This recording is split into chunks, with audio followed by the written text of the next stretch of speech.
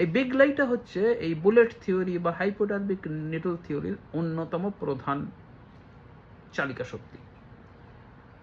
একটা মিথ্যাকে যদি বারবার বলেন এবং খুব দ্রুত বলতে থাকেন এবং সেই সময় একটা বিশেষ সময় ধরে বলতে থাকেন, লোকজন সেটাকে সত্যি বলে ভেবে নেয়। মানে একটা কথাটা আছেই যে যা রটে তার কিছুটা বটে, ওইটাকে ধরে এবং এমনভাবে মাল্টিপ্লাই করে, এমনভাবে গুণিতকে বাড়ে এটা সত্যি হয়ে যায়। এবং তার সঙ্গে তো আজকাল চ্যানেল আছে, ডিজিটাল চ্যানেলে মুহূর্তে বাড়ে, ওই দাবানলের মতন খবরগুলো ছড়ায়। তার সঙ্গে হোয়াটসঅ্যাপ, ফেসবুক, ইনস্টাগ্রাম, টিকটক যদিও নেই, ইউটিউব আছে, এবং ডিজিটালি আলাদা করে কিওয়ার্ড করে ব্লগ তৈরি করে পুরো ঢেকে ফেলা হয়। এবং তার সঙ্গে মেইন স্ট্রিম মিডিয়া তো থাকেই। মেইন স্ট্রিম মিডিয়াতে পোলারাইজেশন হয়। পোলারাইজেশন কারণ টিআরপি তো আছেই, আমদানি তো থাকতেই হবে, নাহলে তো বন্ধ হয়ে যাবে ইন্ডাস্ট্রি। চাকরির জন্য, টিআরপির জন্য করতে হয়। সমাজকে যত বেশি পোলারাইজড করা যাবে, সেই পোলারাইজেশনের উপরে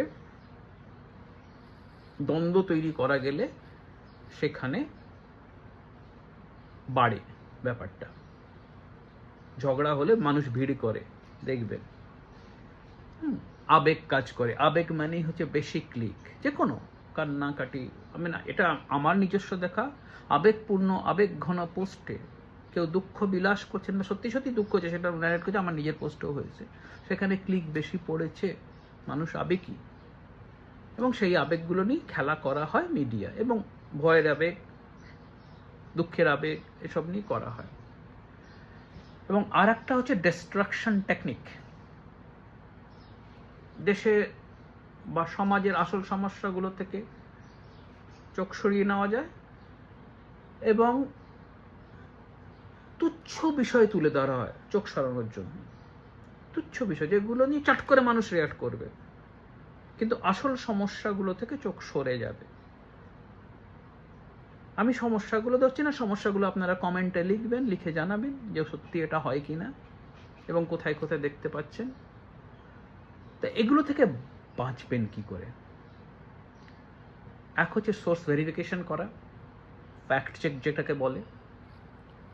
যে কোনো ভিডিও, যে কোনো ফরওয়ার্ডেড মেসেজ দেখে উত্তেজিত হওয়ার আগে আপনি একটু দেখে নেবেন সেই খবরের উৎস কি।